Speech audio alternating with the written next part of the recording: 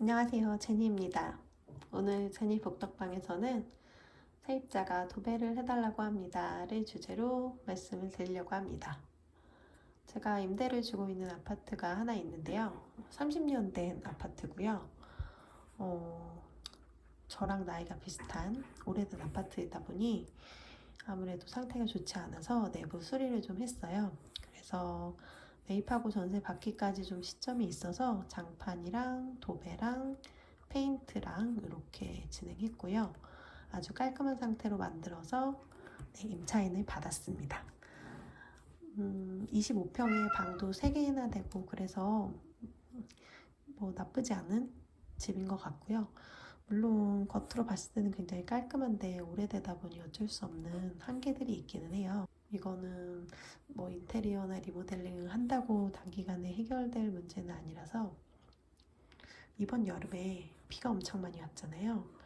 근데 이 아파트에서 그래서 비가 샌 거예요. 그래서 원래는 괜찮았는데 도배한 이후에 작은 방의 한쪽 면에 곰팡이가 피었어요. 그래서 이 부분은 세입자 받을 당시부터 저희가 수리를 해주기로 약속을 했었습니다. 그래서 원래는 인테리어 해준 업체에서 이 도배를 무상으로 해주기로 했어요. 근데 막상 제가 해달라고 말씀을 드리니까 아무래도 돈이 나가는 게 아니니까 차일피일 미루시더라고요. 그래서 저는 인테리어 업자분한테 그 세입자분께 직접 연락 드리라고 하고 좀 얘기가 잘 된 줄 알았는데 오늘 또 이제 임차인분께 연락이 왔더라고요. 도배 어떻게 된 거냐고. 그래서 진짜 죄송하다고 저는 된 줄 알았는데 그래서 사과를 좀 드리고 바로 인근 업체를 좀 찾아봤습니다. 그래서 도배를 사실 저도 어릴 때 집에서 부모님이 직접 도배를 하셨던 기억이 있어요. 풀 써가지고. 그리고 제가 도배를 해본 경험은 없어서 한번 알아봤는데 생각보다 되게 비싸더라고요. 그리고 도배에도 종류가 크게 2가지가 있는데 실크랑 합지가 있어요. 그냥 쉽게 말하면 실크가 좀 더 고급이고 합지는 일반 사양인데 일단 그 집 같은 경우에는 합지로 진행을 했어서 방도 합지로 진행을 하기로 했고요. 비용은 업체마다 좀 천차만별이었는데 그게 작은 방에 전체도 아니고 한쪽 면만 곰팡이가 생긴 거라 한쪽 면만 도배를 하면 되는데 그때도 한 20만 원 정도? 20만 원 플러스 알파 부르는 곳도 있었어요. 그래서 생각보다 너무 비싸서 어떻게 해야지 하다가 오늘은 진짜 발등에 불이 떨어져서 인근에 가장 가까운 도배 업체를 알아봤는데 거기는 생각보다 금액이 괜찮았어요. 거기는 작은 방 전체 하는데 20만 원이라 그랬고 한쪽 면만 하면 12만 원에 해주겠다고 합니다.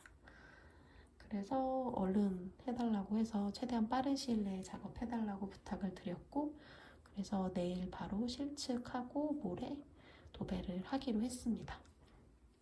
그래서 곰팡이 냄새가 나서 임차인분께서 굉장히 불편하시다고 얘기를 하시더라고요. 그래서 저도 진짜 너무 죄송하다고 좀 사과를 드렸고 부디 도배가 잘 됐으면 좋겠네요.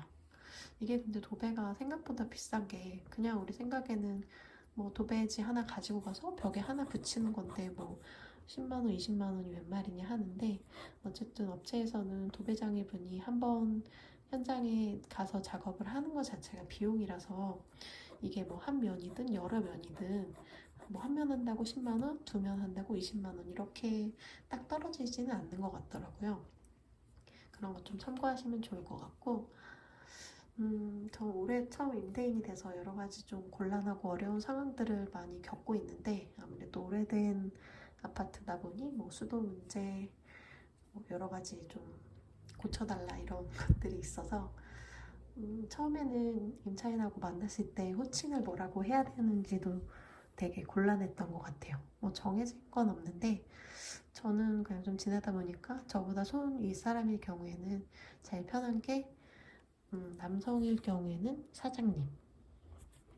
사장님이라고 부르고 여성일 경우에는 사모님이라고 부르는 게 제일 불렀을 때도 마음이 편하고 듣기에도 괜찮지 않나 싶습니다.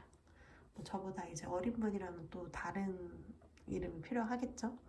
그리고 부동산 처음 가면은 아마 공인중개사를 뭐라고 불러야 할지도 좀 난감하실 거예요, 아마.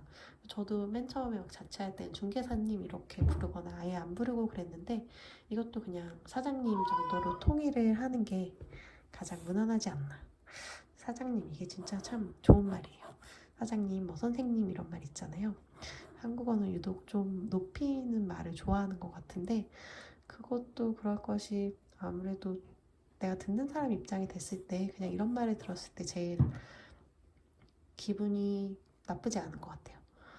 뭐 누구씨라는 게 사실은 되게 가치 중립적인 말인데 한국에서는 좀 버릇없게 들리는 경우도 있어서 외국하고는 좀 문화가 다르잖아요. 외국에서는 미드 같은 거 보면은 친구 엄마한테도 이름 부르고 미자야 이러잖아요. 근데 한국은 또 그런 문화가 아니니까 사장님, 사모님, 그리고 공무원들은 또 선생님 이렇게 부르잖아요.